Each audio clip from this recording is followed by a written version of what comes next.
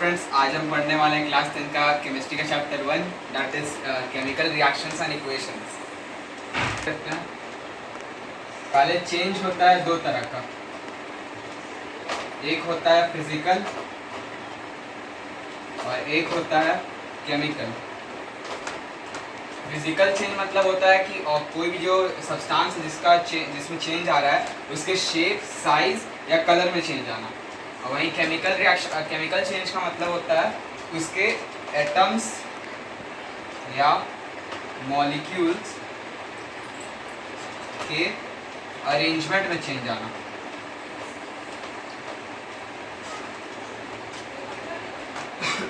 Chemical reaction में क्या होता है, केमिकल चेंज में क्या होता है, एक नया सब्सटेंस फॉर्म होता है, लेकिन जो फिजिकल चेंज है उसमें वही सब्सटेंस रहता है, बस उसके कलर, शेप और साइज में चेंज आता है।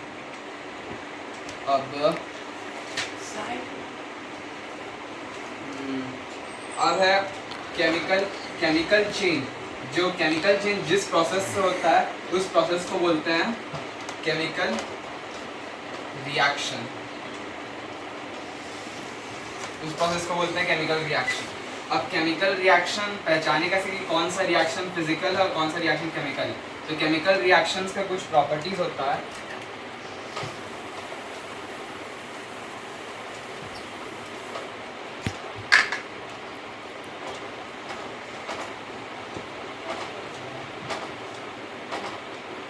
ये चीज याद करना पड़ेगा आप लोग को। पहला होता है इवोल्यूशन ऑफ गैस। अगर कोई केमिकल रिएक्शन हो रहा है तो वहाँ पे कोई ना कोई टाइप का गैस वहाँ पे इवॉल्व होगा। लाइक एक एग्जांपल ले ले, जिंक जो कि एक मेटल है सॉलिड स्टेट में। इसका कलर होता है सिल्वरी वाइट बोल सकते हैं या ग्रे भी बोल सकते हैं।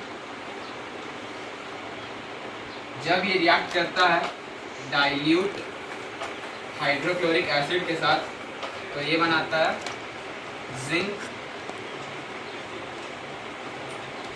क्लोराइड और हाइड्रोजन गैस। और ये हाइड्रोजन गैस इधर इवॉल्व होता है। तो ये केमिकल रिएक्शन है जहाँ पे हाइड्रोजन गैस जो है वो इवॉल्व हुआ है। तो ये केमिकल रिएक्शन है। दूसरा क्या है? दूसरा है चेंज इन टेम्परेचर। अगर केमिकल रिएक्शन हुआ है तो या तो वहाँ पे हीट रिलीज होगा या हीट गेन होगा। लाइक एक एग्जांपल ले, नाइट्रोजन गैस है और ऑक्सीजन गैस है। अगर जब भी थंडरिंग होता है तो वहाँ से क्या करता है, ये दोनों गैस में रिएक्ट, क्योंकि वहाँ पे हीट रिलीज हुआ और ये दोनों गैस हीट एब्जॉर्ब करता है और रिएक्ट करता है। तो इसमें हीट एब्जॉर्ब हुआ इस रिएक्शन में और ये बनाता है 2NO, नाइट्रोजन मोनोऑक्साइड। तो ये यहाँ पे हीट एब्जॉर्ब हुआ है तो ये हो गया आपका एंडोथर्मिक रिएक्शन। जहाँ जिस रिएक्शन में हीट एब्जॉर्ब होता है उसको बोलते हैं एंडोथर्मिक रिएक्शन। अब एक होता है जैसे ये वाला रिएक्शन, ये सेम रिएक्शन देखो, इस रिएक्शन में क्या होता है, यहाँ पे हीट इवॉल्व होता है। तो ये होता है यानी ये इसका इवोल्यूशन तो यहाँ पे हो रहा है, प्लस ये यहाँ पे हीट गेन और लॉस भी होता है। यहाँ पे हीट यहाँ पे रिलीज हो रहा है तो ये हो गया एक्सोथर्मिक रिएक्शन। एक और अगर रिएक्शन देखें एक्सोथर्मिक का, कैल्शियम ऑक्साइड जिसको क्विक लाइम, बर्nt लाइम ये सब बोलते हैं। ये एक मेटल ऑक्साइड होता है बेसिक, और जब ये रिएक्ट करता है वाटर के साथ तो ये बनाता है कैल्शियम हाइड्रोक्साइड CaOH का होल टॉइस प्लस हीट। तो ये भी एक्सोथर्मिक रिएक्शन है जहाँ पे हीट रिलीज हुआ है। तो ये हो गया दो कैरेक्टरिस्टिक्स ऑफ केमिकल चेंज, यानी या तो यहाँ पे इवोल्यूशन ऑफ गैस होगा या तो चेंज इन टेम्परेचर होगा। जो तीसरा है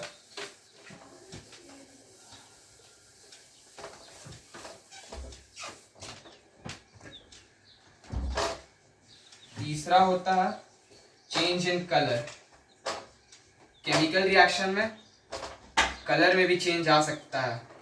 लाइक बात करें इसका, कॉपर कॉपर ऑक्साइड ले लो और एक जगह ले लो sulphuric acid, dilute sulphuric acid. तो चेंज इन कलर, जहाँ पे जो कॉपर ऑक्साइड है वो रिएक्ट करता है डाइल्यूट हाइड्रोक्लोरिक एसिड के साथ। तो यहाँ पे क्या फॉर्म होता है, यहाँ पे फॉर्म होगा CuSO4 जो कि होता है कॉपर सल्फेट, और यहाँ फॉर्म होगा हाइड्रोजन गैस। तो ये जो कॉपर सल्फेट होता है इसका कलर होता है ब्लू। ये एक सॉल्ट है, मेटालिक सॉल्ट जिसका कलर ब्लू होता है, और ये हाइड्रेटेड फॉर्म में होता है। अगर कोई भी सॉल्ट है तो उसका हाइड्रेटेड फॉर्म में ही केवल कलर होगा, क्योंकि हाइड्रेटेड फॉर्म में होता है वाटर ऑफ क्रिस्टलाइजेशन जो कि सॉल्ट को कलर प्रोवाइड करता है। अगर इसको हम हीट कर दें तो ये एनहाइड्रस कॉपर सल्फेट बन जाएगा, जिससे इसका कलर कलरलेस हो जाएगा या वाइट हो जाएगा। ये चीज था। अब आगे क्या है,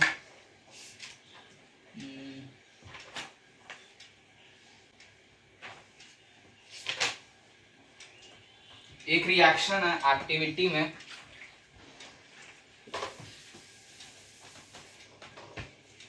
कि जब मैग्नीशियम रिबन है यानी मैग्नीशियम क्या है, सॉलिड फॉर्म में, जब उसको बर्न करते हैं इन प्रेजेंस ऑफ ऑक्सीजन तो क्या फॉर्म होगा। तो मैग्नीशियम का वैलेंसी +2, ऑक्सीजन का -2।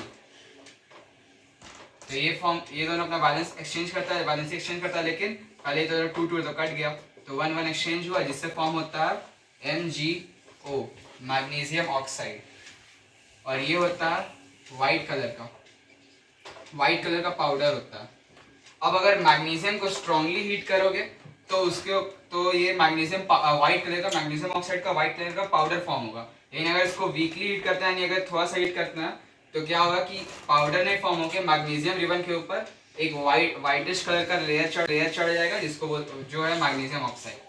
तो अगर कम हीट किया है तो लेयर फॉर्म होगा मैग्नीशियम ऑक्साइड का, और अगर स्ट्रांगली हीट किया है तो वाइट कलर का पाउडर फॉर्म हो जाएगा। अब यहाँ पे मैग्नीशियम बर्न कैसे होता है, मैग्नीशियम रिबन ये बर्न होता है with white dazzling bright light के साथ ये बर्न होता है। और यहाँ पे ये एक और है, ये जो रिएक्शन है ये एक्सोथर्मिक रिएक्शन है, जहाँ पे हीट रिलीज होता है। अब यहाँ पे हीट एब्जॉर्ब तो होता है, लेकिन जितना एब्जॉर्ब होता है उससे ज्यादा हीट रिलीज हो जाता है, इसलिए ये एक्सोथर्मिक रिएक्शन होता है। और प्लस यहाँ पे एक और एनर्जी रिलीज होता है, दैट इज लाइट एनर्जी। यानी यहाँ पे लाइट एनर्जी भी रिलीज होता है और हीट एनर्जी भी रिलीज होता है।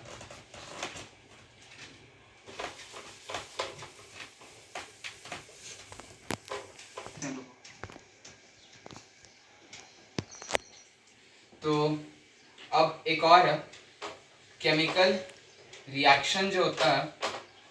केमिकल रिएक्शन को अगर हम सिंबल्स और ये अगर एलिमेंटल सिंबल्स जो होते हैं अगर उस फॉर्म में लिख दे, सारा जो एलिमेंट्स जो या फिर जो भी जो रिएक्टेंट्स और प्रोडक्ट्स है जो कि रिएक्शन में मतलब पार्टिसिपेट कर रहा है, अगर उसको सिंबल्स के फॉर्म में लिखे तो ये केमिकल रिएक्शन को क्या बोलते हैं, केमिकल इक्वेशन।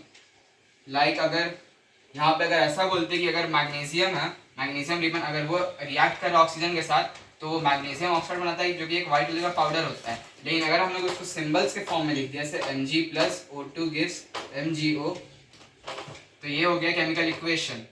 और अगर इसी को स्टेटमेंट के फॉर्म में लिख देता है तो वो होता है केमिकल रिएक्शन। अब क्या है, अब ये जैसे ये जो रिएक्शन है यहाँ पे ये बैलेंस है कि अनबैलेंस्ड है। बैलेंस मतलब कि LHS और RHS में दोनों तरफ जो एलिमेंट्स है उसका हर ईच एलिमेंट का जो नंबर ऑफ एटम्स है वो इक्वल रहना चाहिए अगर बैलेंस है तो। लेकिन यहाँ पे देखें तो ऑक्सीजन यहाँ 2 है, यहाँ 1 है, यानी ये अनबैलेंस्ड है।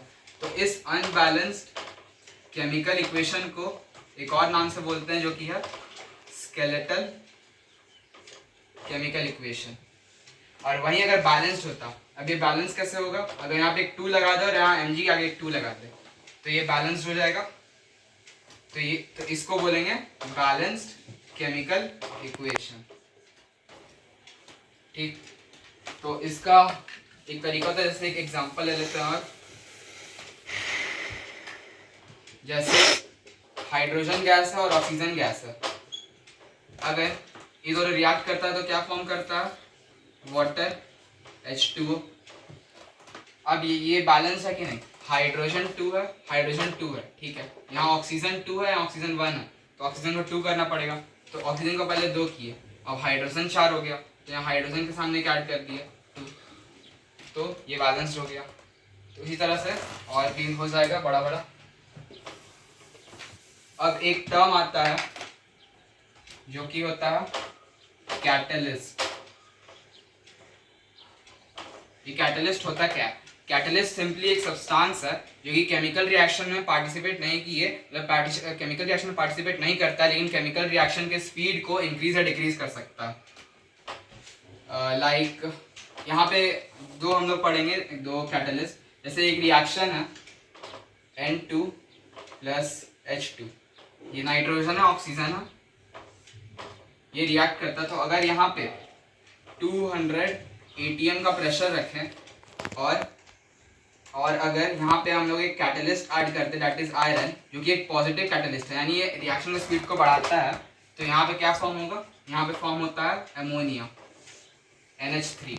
और ये जो पूरा अमोनिया का जो फॉर्मेशन का प्रोसेस है, इसको बोलते हैं हैबर्स प्रोसेस। तो नाइट्रोजन और हाइड्रोजन का यहाँ पे रिएक्शन हुआ 200 ATM के प्रेशर पे, और यहाँ पे कैटलिस्ट क्या था? आयरन था। ये क्या करता है? आयरन है एक पॉजिटिव कैटलिस्ट जो कि रिएक्शन के स्पीड को तेज कर सकता है।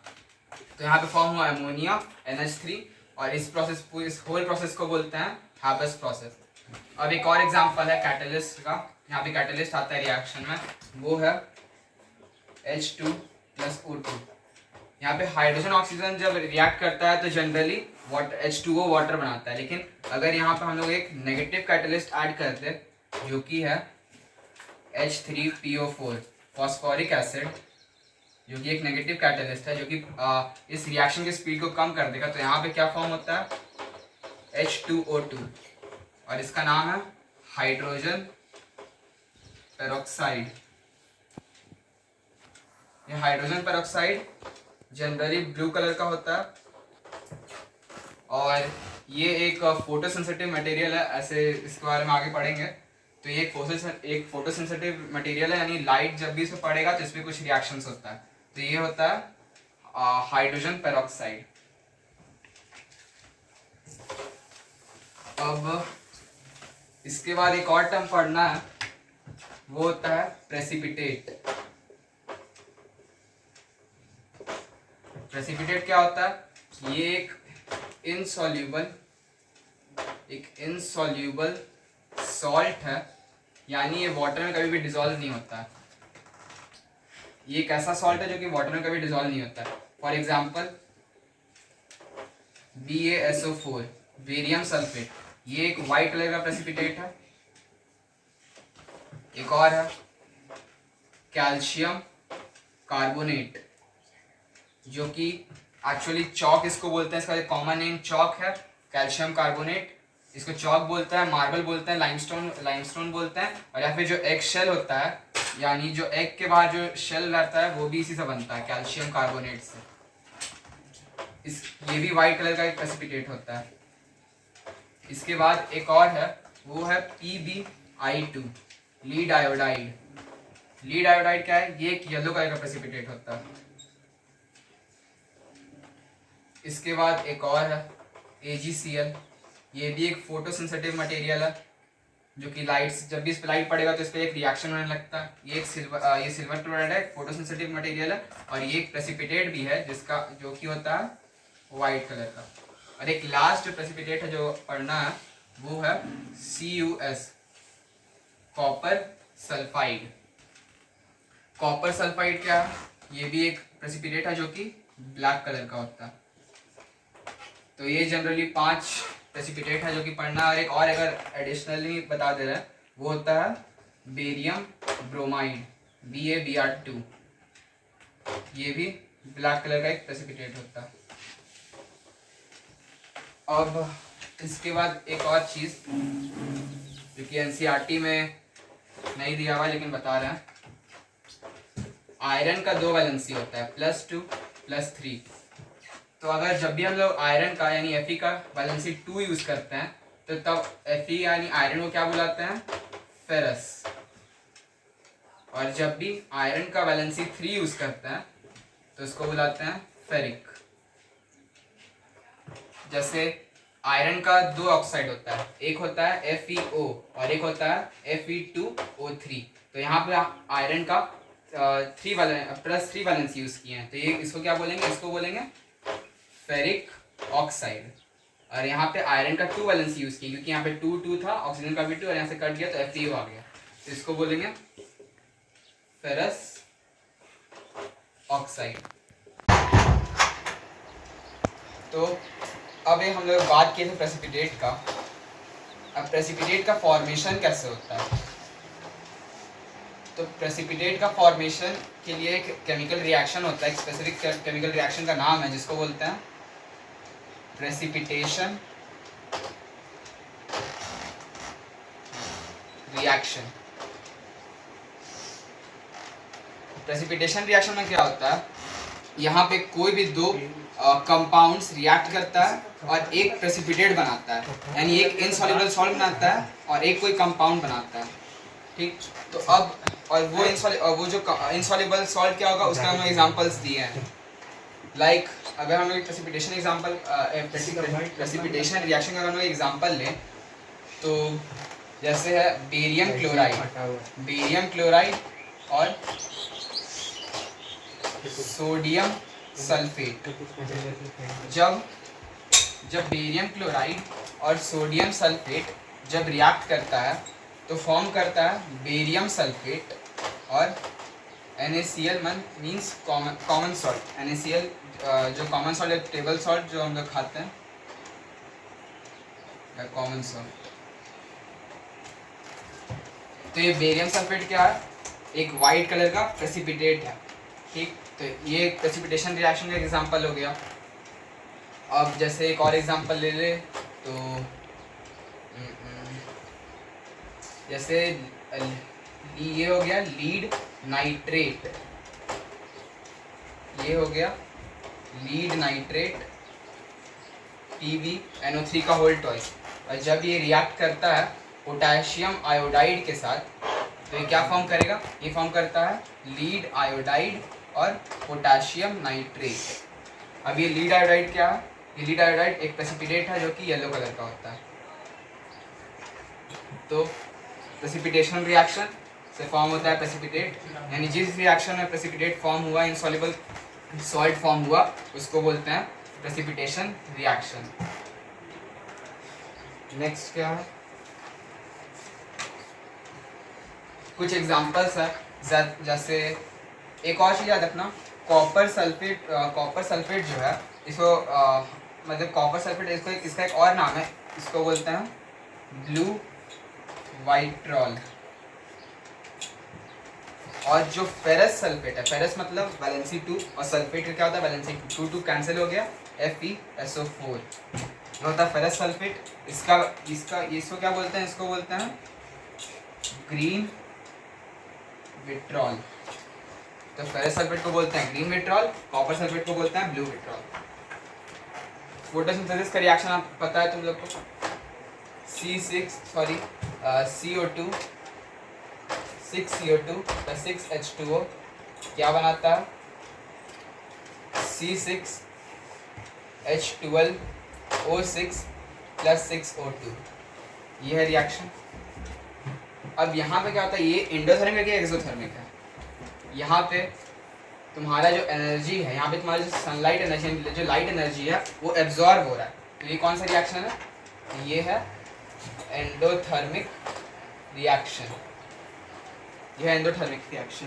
और वहीं अगर रेस्पिरेशन का रिएक्शन, यानी जब C6H12O6 जब ब्रेक करता है इन प्रेजेंस ऑफ ऑक्सीजन तो क्या फॉर्म करता है, वो फॉर्म करता है 6CO2 + 6H2O और ATP। ATP क्या है, एनर्जी करेंसी, यानी एनर्जी है, एक एनर्जी का फॉर्म है। तो यहाँ पे एनर्जी रिलीज हुआ, तो इसको क्या बोलेंगे? तो हम लोग देखें फोटोसिंथेसिस, जो कि होता है ये होता है एंडोथर्मिक रिएक्शन, जहाँ पे जो हीट होता है या हीट है कोई भी टाइप ऑफ एनर्जी होता है जहाँ पे लाइट एनर्जी को एब्जॉर्ब होता है, वो क्या एंडोथर्मिक रिएक्शन। और यहाँ पे क्या होता है, हीट रिलीज हो रहा है रेस्पिरेशन में, तो ये हो गया endothermic reaction, sorry exothermic reaction. अब उसके बाद क्या है,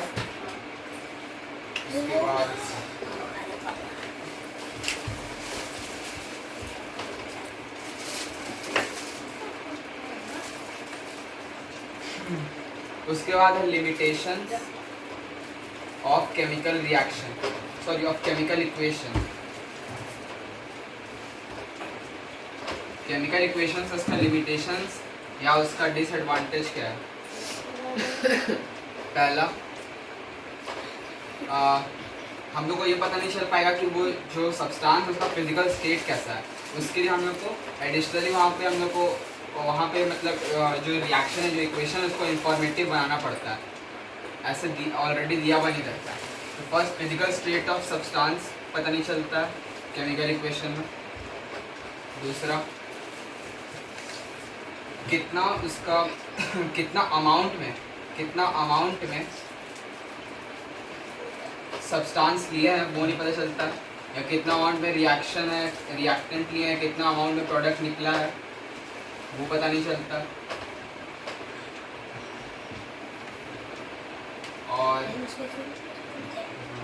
और ये चीज़, ये केमिकल इक्वेशन है, ये भी नहीं बताता है कि अगर एसिड है, जैसे H2SO4 है, तो एसिड डाइल्यूट है या फिर कॉन्सेंट्रेटेड है। तो ये तीन हो गया लिमिटेशंस ऑफ केमिकल रिएक्शन या फिर डिसएडवांटेजेस ऑफ केमिकल रिएक्शन। अब एक और इम्पॉर्टेंट रिएक्शन है आयरन का वाटर के साथ। यहाँ पे आयरन जब वाटर के साथ रिएक्ट करता है तो यहाँ पे फॉर्म करता है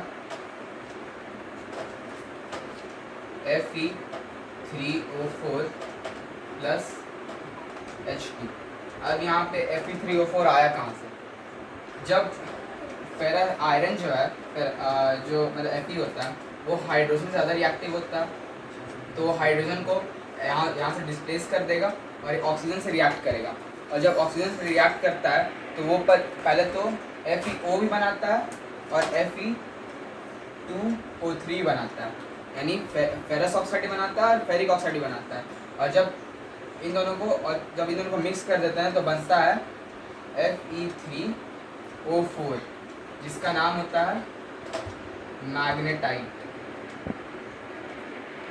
इसको बोलता है मैग्नेटाइट, और ये ब्लैक कलर का होता है। तो ये एक इम्पॉर्टेंट रिएक्शन था।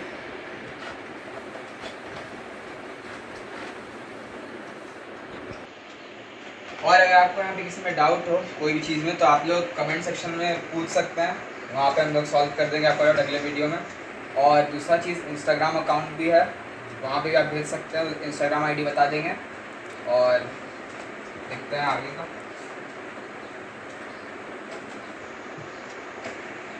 Types of chemical reaction. अब केमिकल रिएक्शन कितने टाइप के होते हैं? पहला टाइप होता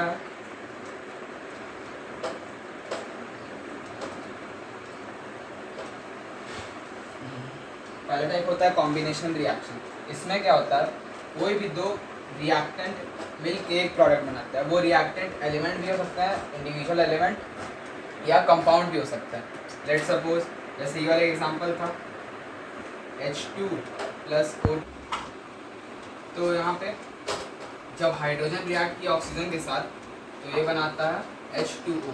तो यहाँ पे क्या हो रहा है, यहाँ पे दो एलिमेंट हैं, इंडिविजुअल एलिमेंट, ये मिलकर एक प्रोडक्ट बना रहे हैं। तो वो केमिकल रिएक्शन जहाँ पे दो एलिमेंट या दो कंपाउंड मिलकर अगर एक सिंगल प्रोडक्ट बना रहे हैं, इसको बोलते हैं कॉम्बिनेशन रिएक्शन।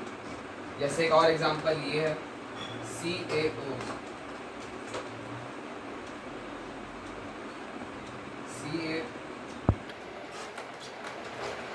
तो एक और यहाँ पे रिएक्शन है जो हम लोग कुछ देर पहले देखे भी थे। जब कैल्शियम ऑक्साइड है, जिसको क्विकलाइम बॉन्डलाइम एलाइन बोलते हैं, जब ये रिएक्ट करता है वाटर के साथ, तो ये CaOH का वोल्टेज बनाता है, यानी कैल्शियम हाइड्रोक्साइड। इसको और क्या बोलते हैं? इसको बोलते हैं स्लेग्ड लाइम। ठीक, इसको बोलते हैं स्लेक ग्लैम। और ये क्या होता है ना, इसका एक्वियस फॉर्म मतलब हम लोग को ऑब्टेन होता है, यानी ये जो होता है ये वाटर सॉल्युबल फॉर्म में होता है, यानी ये वाटर में डिजॉल्व रहता है, इसलिए इसको क्या बोलते हैं, एक्वियस स्टेट में है ये। ठीक, और अगर स्लेक लाइन क्या होता है, ये कैल्शियम हाइड्रोक्साइड का सॉलिड फॉर्म है। अगर यही एक्वियस फॉर्म में है तो इसको क्या बोलते हैं, इसको बोल सकते हैं लाइम वाटर, लाइम वॉश या वाइट वॉश। अब कैल्शियम हाइड्रोक्साइड के एक्वियस फॉर्म को हम लोग लाइम वाटर, लाइम वॉश या वाइट वॉश बोलते क्यों हैं? तो इसका रीज़न है क्योंकि ये जो कैल्शियम हाइड्रोक्साइड है ना, ये आपका वाइट वॉशिंग या लाइम वॉशिंग ऑफ वॉल्स में यूज़ होता है। क्योंकि जब वॉल है, अगर जब हम लोग इस पर कैल्शियम हाइड्रोक्साइड लगाते हैं, मान लो इसका एक सॉल्यूशन अगर हम लोग ये वॉल पे अप्लाई किए तो क्या होता है, ये जो कैल्शियम हाइड्रोक्साइड है ये CO2 कार्बन डाइऑक्साइड से रिएक्ट करता है और फॉर्म करता है कैल्शियम कार्बोनेट और वाटर। अब ये कैल्शियम कार्बोनेट क्या होता है, ये वॉल को एक शाइनी फिनिश देता है और जो वाटर है वो इवापोरेट हो जाता है, यानी ये लाइम वॉशिंग या वाइट वॉशिंग ऑफ वॉल्स में ये यूज़ होता है, इसलिए ये कैल्शियम हाइड्रोक्साइड इंपॉर्टेंट है। तो ये एक इम्पॉर्टेंट रिएक्शन था। तो जो अगला टाइप ऑफ केमिकल रिएक्शन है वो है डिकम्पोजिशन रिएक्शन।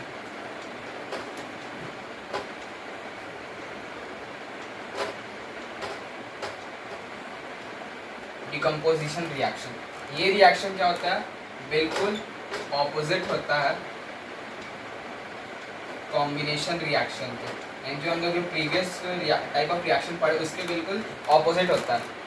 यानी कॉम्बिनेशन रिएक्शन में क्या होता था, दो एलिमेंट्स है, दो कंपाउंड मिलकर एक प्रोडक्ट बनाते थे, लेकिन यहाँ पे क्या होता है, यहाँ पे एक प्रोडक्ट टूटता है वेरियस या जनरली टू मतलब प्रोडक्ट्स में, यानी एक रिएक्टेंट है वो जनरली 2 प्रोडक्ट्स में टूट जाता है। और कॉम्बिनेशन में क्या होता था, 2 रिएक्टेंट एक प्रोडक्ट बनाते थे। जैसे अगर जनरल एक फॉर्म लिखें तो जो कॉम्बिनेशन रिएक्शन में था कि A + B बनाएगा AB, और इसमें क्या है डिकम्पोजिशन रिएक्शन में यहाँ पे AB बनाएगा A + B, इस तरीके से। तो बिल्कुल ऑपोजिट है एक दूसरे के। अब जैसे डिकम्पोजिशन रिएक्शन है ये भी 3 तरह का होता है। एक होता है जो हीट एनर्जी की मदद से डिकम्पोजिशन होता है, यानी जो टूटता है, तो हीट एनर्जी की मदद से जो डिकम्पोजिशन रिएक्शन होता है उसको बोलते हैं थर्मोलाइसिस या थर्मोलाइटिक डिकम्पोजिशन, दोनों इसी का नाम है। अगर भाई इलेक्ट्रिसिटी की मदद से डिकम्पोजिशन रिएक्शन हो रहा है तो उसको बोलते हैं इलेक्ट्रोलाइसिस या इलेक्ट्रोलाइटिक डिकम्पोजिशन। और वहीं अगर लाइट की मदद से, सनलाइट या कोई भी लाइट एनर्जी की मदद से अगर डिकम्पोजिशन रिएक्शन हो रहा है तो उसको बोलते हैं फोटोलाइसिस। तो और जो डिकम्पोजिशन रिएक्शन जो लाइट की मदद से होता है उसको क्या बोलते हैं, उसको बोलते हैं फोटोलाइसिस या फोटोलाइटिक डिकम्पोजिशन रिएक्शन। अब सबका मतलब एग्जांपल्स देखते हैं और सबको डिटेल में पढ़ते हैं।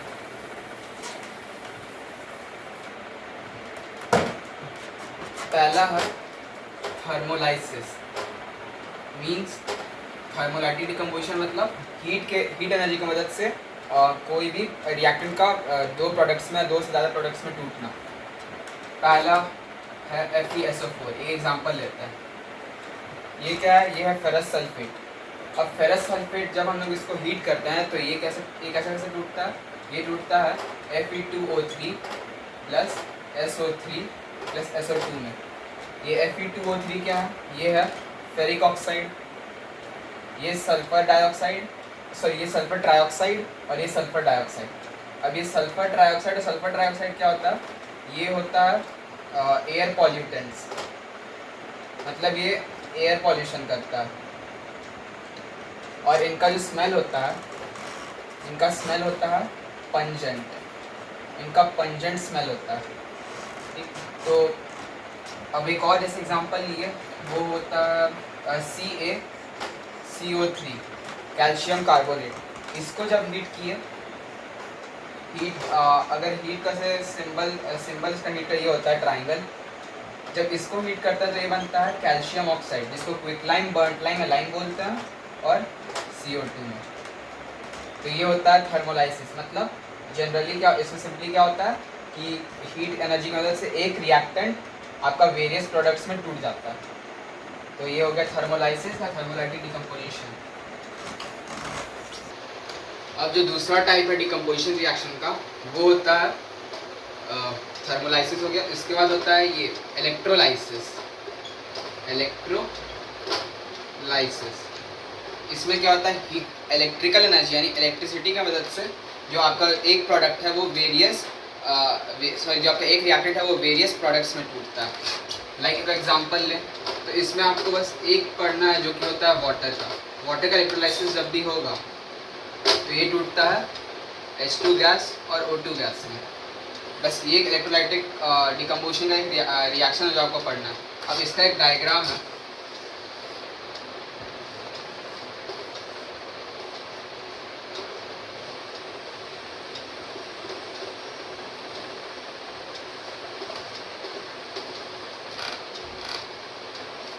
इस डायग्राम में क्या है, ये एक बैटरी है, इससे यहाँ पे कनेक्टेड है दो इलेक्ट्रोड्स।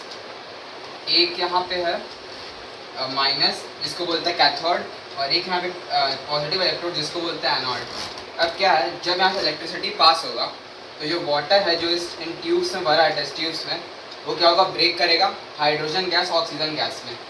तो यहाँ पे कैथोड है, तो कैथोड पे आपका फॉर्म क्या होगा, हाइड्रोजन गैस। और वहीं यहाँ एनोड पे क्या फॉर्म होगा, ऑक्सीजन गैस। और अब क्यों फॉर्म होगा, इसका रीज़न है क्योंकि H होता है, H का वैलेंसी या H का चार्ज होता है प्लस, और प्लस हमेशा कहाँ अट्रैक्ट होता है, माइनस इलेक्ट्रोड के पास यानी नेगेटिव इलेक्ट्रोड के पास। इसलिए फॉर्म हुआ कैथोड के पास। और ऑक्सीजन का क्या होता है, चार्ज होता है -2, तो ये माइनस कहाँ जाएगा, पॉजिटिव चार्ज के पास यानी पॉजिटिव इलेक्ट्रोड के पास, यानी ये एनोड के पास जाता है। अब जो हाइड्रोजन गैस का जो कॉन्सेंट्रेशन है, वो जो हाइड्रोजन गैस जो फॉर्म होता है वो ऑक्सीजन से डबल अमाउंट में फॉर्म होता है।